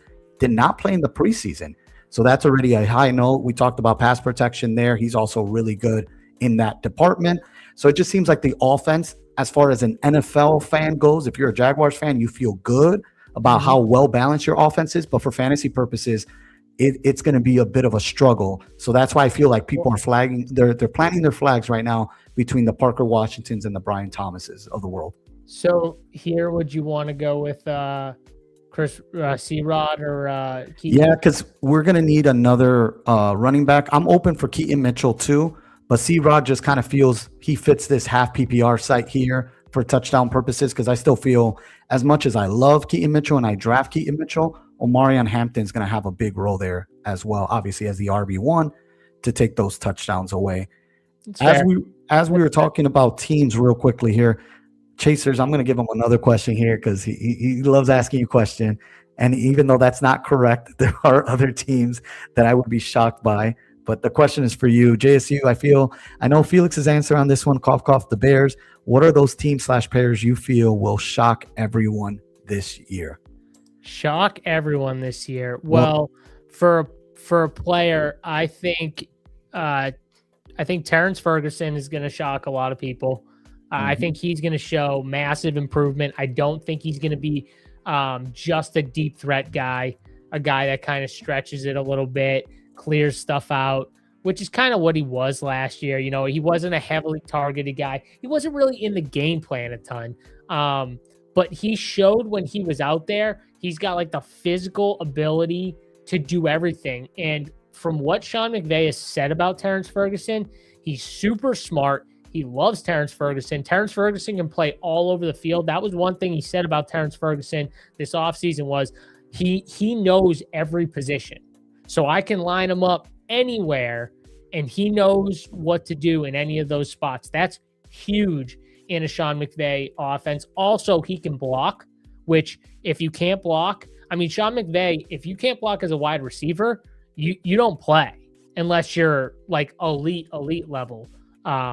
So like everybody has to be able to block. He can block. He's not just like a pass type guy, like we're seeing with some of these guys like Isaiah Likely, who might only play, you know, half the amount of snaps because they don't want him out there for, you know, blocking or whatever. They don't put his hand in the dirt. Like that's not Terrence Ferguson. Terrence Ferguson can line up anywhere on the line. I think he's going to shock a lot of people. I think Ted Hurst is going to shock a lot of people here. Real quickly here, we are on the clock. Malik Willis, Malik, right? I only had Malik Sam Darnold there just because we have JSN, but I do like Malik there because he can go unstacked. And we have CJ too. So we could technically go one more quarterback if we want. Yeah, I think this team could use that. Yep. So, and we can consider Travis Hunter or Brenton Strange here on the way back around if they happen to fall our way as well. Yeah. So Ted Hurst was another guy. I think people, if you watch his preseason week 1, he showed a lot to me. And it's not like he didn't always come down with the ball or make the plays, but like he looked really good. The speed looked good. He's a big-bodied receiver. He's the only guy on that team that's an actual X type of receiver. And obviously they have no Mike Evans, so they kind of need that role to be filled. I think you're going to be shocked by how much he plays this year. That's kind of my take on Ted Hurst is I think he's going to play a lot more than people think. So I really like him. From a team perspective, though, what's a team that I think people are going to be shocked by? I think we should go Travis Hunter here to tie alongside. You don't want CJ or Sam? We could go quarterback 3. I think, we got 5 wide receivers. Let's go ahead and let's take Sam because we do have JSN. You're right there. And then we go 3 quarterbacks. Sam, and if we, Travis is someone hit or miss. Maybe he falls, maybe he doesn't. Yeah. If he doesn't, he doesn't. I guess the correlation can also fall with Chris Rodriguez, even though he's not one of those pass catching backs. But as far as teams go, they're correlated in a way. And we'll just say that for the sake of our roster construction right now. Yeah. Obviously. I mean, our roster construction going to kind of need it. Man, team that people are going to be shocked by. This is a tough answer. I mean, I'm in on the Bears. I do like the Bears. I think Kansas City is gonna struggle a little bit more than people think. I don't know if people are gonna be shocked by that, but maybe that's the case. I'm trying to think of like a lower team that, I don't know if from a team perspective, but from a fantasy perspective, I think people are gonna be shocked that the Raiders. I think the Raiders are gonna be better than a lot of people think from a fantasy perspective. I think Kubiak's going to have the offense. I think Kirk Cousins is going to be good enough. We saw what Sam Darnold did in the Kubiak offense in just 1 year with the Seahawks. And I think people are going to be shocked at whether it's Kirk Cousins or Fernando Mendoza, how they look and how they can move the football and score points in that offense, even though it's Kirk Cousins. And we know Kirk Cousins is kind of washed at this point and, not that great, but he does kind of fit this type of system, like under center, you know what I mean? Like the play at he's been in this system for a very long time too. Yeah, so Clint Kubiak, it's the same system.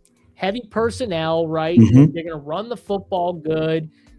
You know what I mean? And then Kirk Cousins is going to, Brock Bowers is going to get fed a ton. Yeah, exactly. Like he's not going to have to do everything, though, is my point. Yeah. He doesn't have to be Superman on this team. Kubiak's not going to make him do it. It's the same thing why Sam Darnold had success. You know what I mean? You don't want to make those guys have to be Matthew Stafford, right? You want to make it easier for him. I think Kubiak's going to do that. And I think people are going to be shocked at how that offense is a lot better than maybe projected. Yeah, that's a very quarterback-friendly system, and I'm sure everyone is hoping and expecting a big year from Ashton Genty, who I think is going to play a huge focal point outside of Brock Bowers. All right, we're back on the clock here. Wow, Travis Hunter dropped to us. Bang. There we go. Couldn't have worked perfectly there. I think we got him now, so we get our stack here. Sometimes too in these drafts, you just got to know, like, there's always just classic. There's always these players that are, how do you say it? Like, they just people have a strong take one way or the other. Oh, for sure. And he's one of those guys. They're either totally in and they're clicking on him, or they're just completely out and he falls right down the board. And we had Trevor. So that just shows no one's going out of their way in this draft to click Travis Hunter. So, and he just fell because, we're probably polarizing, because it's the whole full-time starter now as a defensive back, which is something honestly that I already had felt last season that he was probably going to lean in more towards and actually played a little more offense than I expected. But this year, my thoughts on him, where we're drafting him, I think he's fine. As far as efficiency goes, I think that when he is out there, and there goes Jacoby Lane, I was hoping we can land him.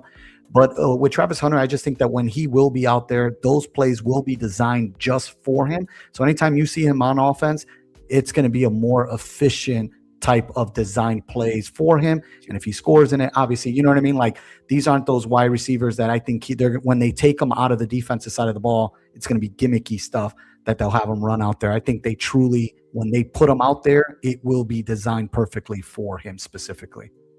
Yep. What do you think about Trey Harris?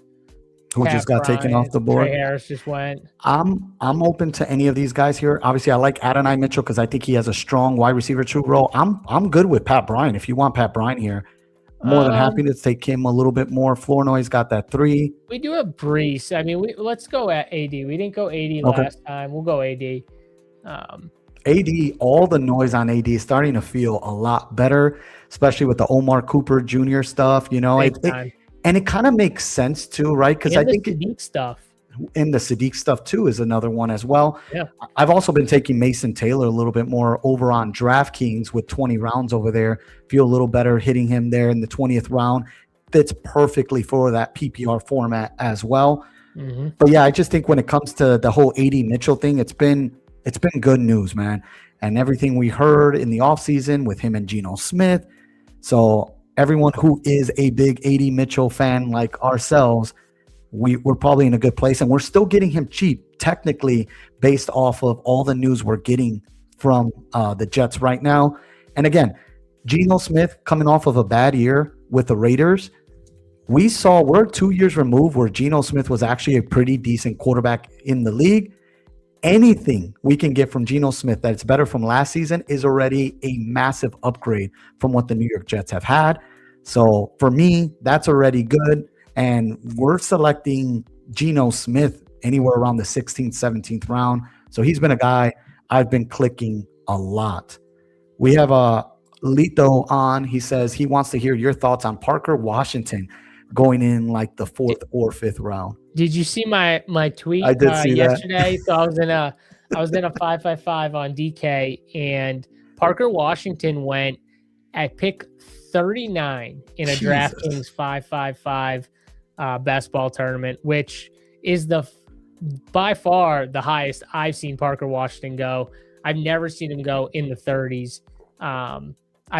He's been getting steamed up, but I've never seen him go that high. And I think it's just, I mean, some people are making the case to me on Twitter. If you look at all the receivers in the 4th round, like, can Parker Washington outscore those guys? And then you list them all and you're like, I mean, maybe he can outscore Tet. You know what I mean? Like, I don't think that's like crazy. My issue is, though, there's just so many good players on Jacksonville, and Parker Washington's just looked at as just an absolute god, and I just don't know if that's going to stick the way it is. I'm not buying it that high. I moved him up to like the low 50s, and I'll draft him, but I think the 5th round is probably as high as I go on Parker Washington. Like the 4th round, late 4th round, I'm okay with clicking it, but I don't know. I start to get out at that point. By the way, we took Greg Dulcich there. I thought he was the perfect fit for Malik Willis there. I'm with you. I do think and this to me, and correct me if I'm wrong, as far as your take goes, it's not that we're saying Parker Washington is a bad player. I think he was a really good player, and he showed that off last season. It's really just a price thing.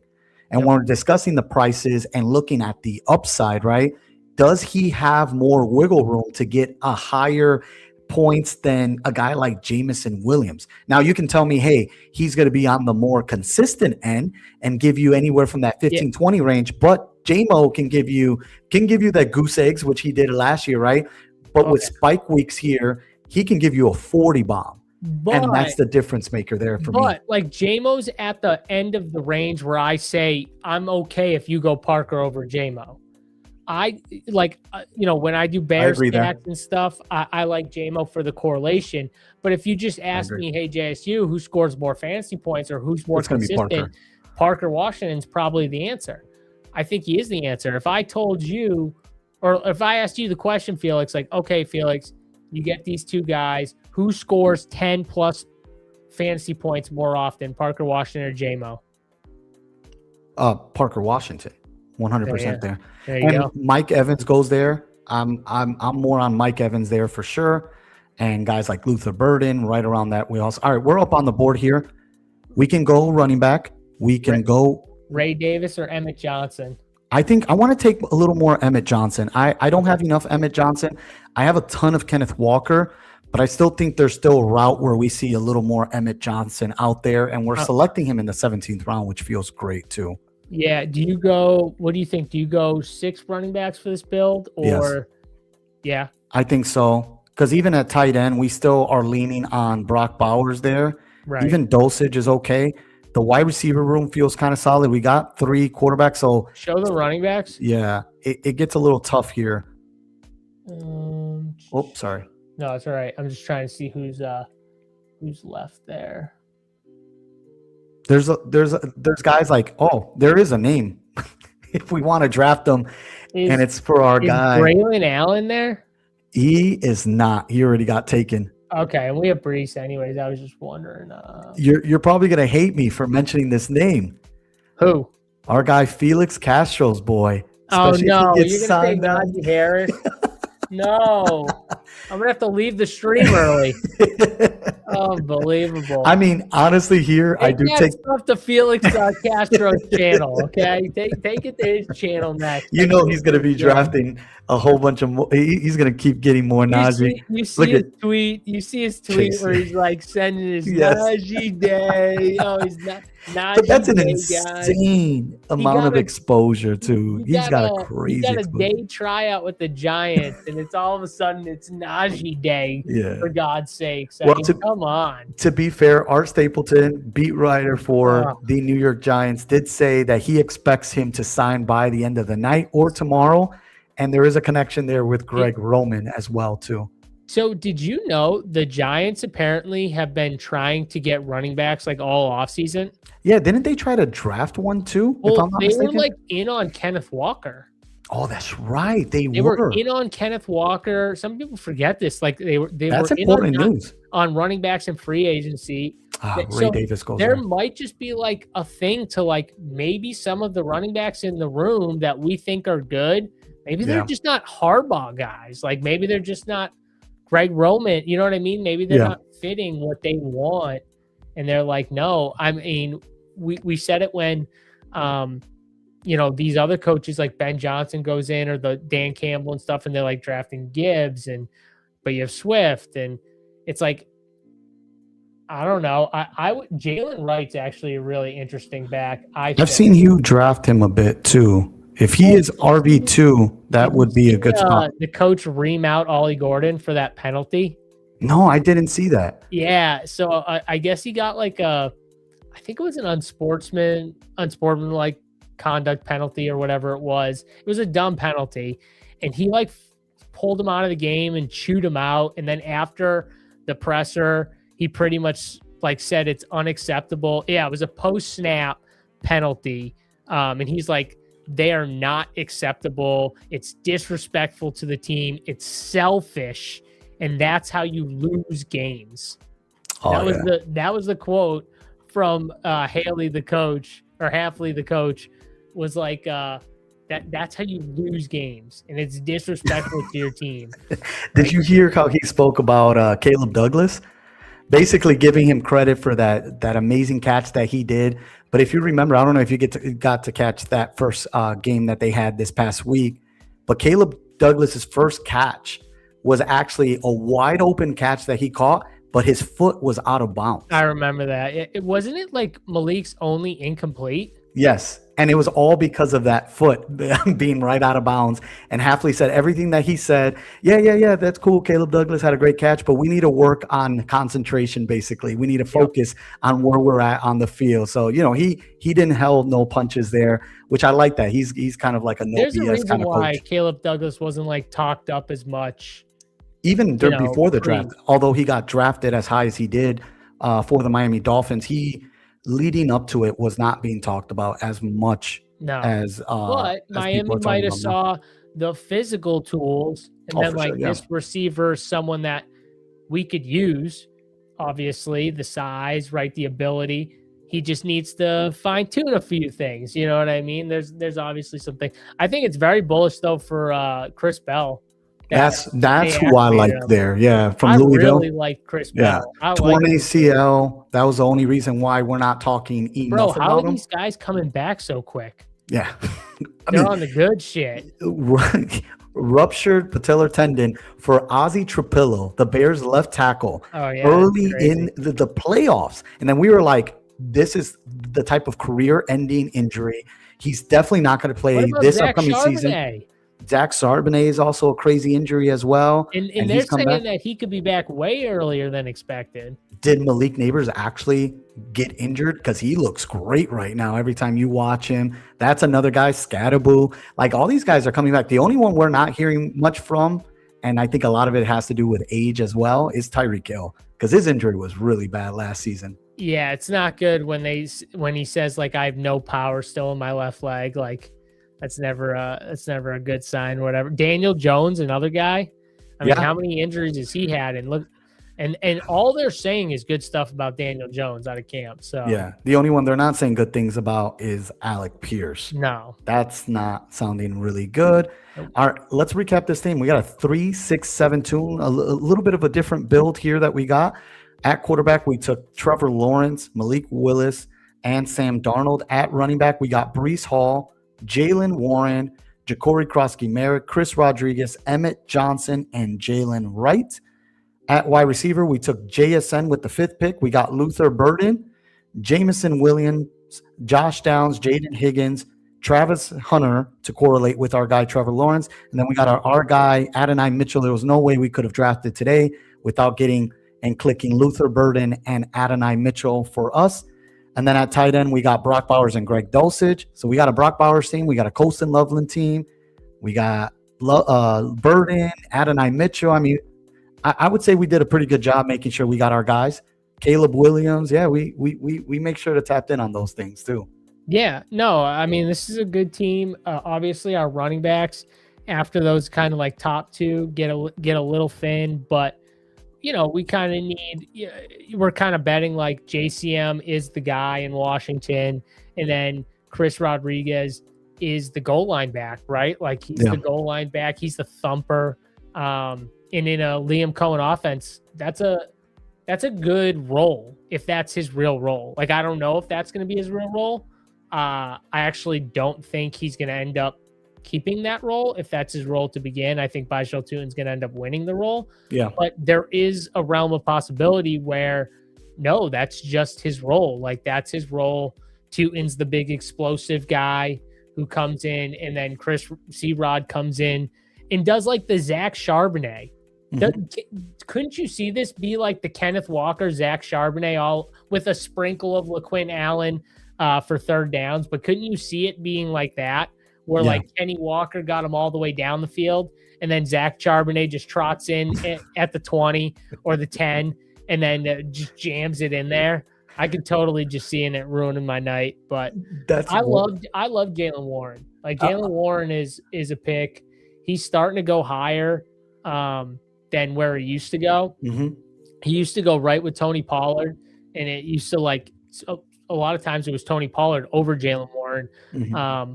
But I do think Jaylen Warren fits really well. I mean, we want running backs with Aaron Rodgers. We know we're going to get cheap dump offs, right? We know they're going to run the football, lean on. They're going to run in those heavy personnel sets too, where they have multiple tight ends on the field, right? That's all good, I think, for Jaylen Warren. I think Jaylen Warren's a pretty good buy in this spot, especially with our build. Yeah, and I love that you mentioned that again, because that was something that I remember catching on our last stream, was that you made a good case when I brought up the Jaylen Warren and Rico Dotto thing, and you said, if Jaylen Warren, which you were predicting at that moment, and you still seem to lean there, gets any bit of that Kenny Gainwell role that he had last year, then he's going to smash. And we already know that Jaylen Warren carries that that upside, of course, right? Yep. So if he's the guy and he becomes, even if he's 1A, right? Because we're expecting this running back room to kind of split so much of a workload. You're leaning in on the Jaylen Warren side because of the pass catching ability, and he's probably going to be the guy that Aaron Rodgers, not only that Aaron Rodgers is going to depend on, but Rico Dotto's new to the team. He has his relationship with Mike McCarthy, but with Aaron Rodgers, he's already played with Jaylen Warren, and Rodgers tends to lean in on the guys he's already familiar with he's and comfortable with too. Yep. Yeah. It's all about being comfortable. Like, that is the DK. Like. That is my DK Metcalf thing too. And I know you kind of mentioned a little bit about that. DK Metcalf, at the end of the day, to me, is just, that's the whole, it's very similar to how like people are viewing Marvin Harrison right now. You know what I mean? Like there's always this upside, right? But he could very well just give you these games where he flashes in, and then the next game you're just kind of like, what's up with this guy? He looks the part, but just doesn't do it as often, right? And we got that big year that we got from him with Russell Wilson.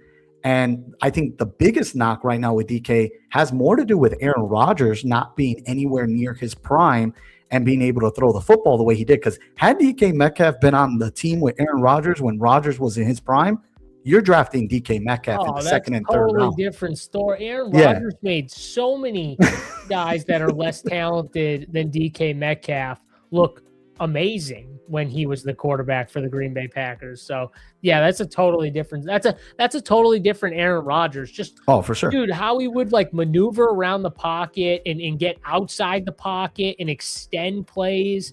Caleb. Like imagine DK Metcalf if he had someone like Aaron Rodgers extending that. Well, I mean he had the Russell Wilson stuff for a little bit, but it's totally a different quarterback than what we're seeing now. Jordy Nelson still haunts me. Yeah, bro. Jordy Nelson. He was a dog. Jordy Nelson looks so good. So good, man. But Jordy Nelson was good, though. It was fun to watch him play. No, but Aaron Rodgers made him look so much better. For sure. Yeah. I mean, Rodgers made a lot of guys look great on that team. Oh, yeah. And there's a long list of guys. I mean, literally, he made almost every single guy on that list better, way better. One of the guys I disliked the most was Alan Lazard. Literally had Oh a my career because of Aaron Rodgers. Like he's literally the made most Alan Lazard's annoying player career. in the world. And I just saw because he loved Alan Lazard, by the way. He like loved Alan who Lazard. did? Aaron Rodgers. He Yeah. loved Alan Lazard. He Like, brought him to the Jets with him. I was like, why? it's the Like, same thing with Devontae Adams. yeah. Like he just had a love of like the guys he loved. Randall Cobb was another guy. Oh yeah. Well, Randall Cobb was and another guy Randall he Cobb loved. was good, but he loved Randall Cobb. He Like loved Randall him. Cobb was his boy. He made Randall like he made those guys look so good. He was so good. I mean, I know you That guys was- are Bears That's the people, guy but that my quarterback, Caleb Williams, loved so much too, which is so funny because when he came on to the Chicago Bears, they were like, who's that quarterback that you loved the most growing up? He was like, Aaron Rodgers. So it was like for us who we were haunted so much by Aaron didn't Rodgers. Tom Brady say like Aaron Rodgers is like one of the best quarterbacks ever? And he's not wrong. And that's No, coming from a no. Bears fan. Like, I mean, listen, I hated Rodgers more, not just because he was on the Packers. I hated him more because I knew how good he was. Yeah, he was good. He was so good. bro, and I hated that so Bro, much. that's like Peyton Manning. And like I fucking hate Peyton Manning, but it was because he was so damn good. And he would just like destroy teams sometimes. Yeah. And I'm just like, oh my God, here we go again. Like you could just tell too when he just had those when he would just drop back and you could just see him just like sitting there and his feet were moving and you just knew he was about to just sling it right down the field and you're just like, yep, it's going for a first touchdown. I can't with this guy. Imagine Aaron Rodgers and Ben Johnson. Imagine any of those quarterbacks for Ben Johnson. Hey, that's actually here. We got to give credit to Chasers. He keeps hiding behind this. I'm not a real big Bears fan, but how much has he talked about Ben Johnson? That's how much he knows that Ben Johnson is the loves truth. Bears and he loves Ben Johnson. He just doesn't love Caleb Williams. It's okay. Imagine anyone in Ben Johnson's offense. That's awesome. He's gonna really enjoy Ben Johnson's offense this year, I think. It's going to be good, man. I'm sure he's going to be hopping on a lot of my streams throughout the season, and I hope that I get to throw it right back at him as well. The worst part is he's gonna secretly enjoy it because he's a fan. That's the worst part. But don't worry, anytime Caleb can go 17 for 18, and the moment he lets one ball sail, he's going to make sure to let that known. Like that's the type of fan he is, and that's how much he hates Caleb Williams. He wants perfection. I respect that. All right. MVP, Perfection. I'm sure if he get MVP, look at him, he's laughing. If he were to get MVP, he'll find a way to still knock on him, I'm sure, as well. It's like Denzel Washington said in Remember the Titans, perfection. That is the key. Oh, Such a man. good movie. Such a good movie. Rest in peace, Hayden Panettiere. That was some man. crazy news we got yesterday. She was in, That's crazy. we got Remember the Titans, one of the great movies. Was she in that movie? Yeah, she was a little girl. Oh my, no way. That was Yeah. her? Mm-hmm. Oh my She was God. the little girl in that movie. She was in a few big movies though, wasn't she? Yeah. And she was on Heroes, the show. Do you remember Heroes that used to be on TV, the superhero show? I don't remember it. Yeah, I never watched it, I think is the problem. I know Okay. I've heard of it, but I never seen it before. Yeah, she was like in the latest Scream movie. She was on like that second Bring It On movie. Okay. She's been in quite a few movies. Yeah. Yeah. You've seen her around. Damn, she was the little girl and Remember the Titans. Mm-hmm. Yeah. Oh man, that makes me sick. So sad. He goes, yeah, crazy. Heroes was my favorite. It was such a good show. They got canceled, if I'm not mistaken, because of the writer's strike that they had that year. But Heroes was a pretty good show. Damn. Yep. All right, we did get a 3672 build. We just did a recap. Make sure to hit the like button for our guy JSU, who was able to hang out with us tonight. We're very grateful for his time. Hit the like button, subscribe to the channel if you haven't already, and hit that notification button. We got a lot of fun things coming up. We're going to keep drafting here for the next couple of days leading up to the NFL kickoff. JSU, where can they find you? Yeah, runpuresports.com for all of our content, premium Discord service. If you guys like DFS, if you guys like sports betting, we got a full site, everything you need to win in DraftKings DFS. We have all sports covered. If DraftKings offers it, we pretty much have content for it. full Discord. You guys can hang out with us, talk ball, whatever you guys want. And then we have a full bet site too, where you can tail any of the cappers very easily. Couple clicks of a button, you can get anyone's bets that they post in there. Goes directly into whatever sports book you're using. So you just like legit, oh, I want to tail JSU. You click a button, it goes into what's called Gambly, the site that powered the Run Pure Bets website, and then it will go from Gambly right to whatever sports book you use. You won't even have to find the bet. It'll pull right up into your DraftKings account for you, and bang, you'll be able to place your bet. So it's really cool. This is the hub, I think you got up right now. Yes, so sir. That's another the tool NFL we have. Hub. NFL Hub. So if you guys are into NFL DFS, preseason DFS, we got it all covered here. And this is the hub. You can build teams right from this hub. You can do your research. Super easy to use. But if you do have any questions, you can hit us up in the Discord. We have a tools and feedback questions in there where you can add us and ask us any questions you have. We'll try and help you out as best we can. Yeah, and make sure to give JSU a follow on Twitter as well. Really good time. Thank you so much, JSU, for hopping on the stream.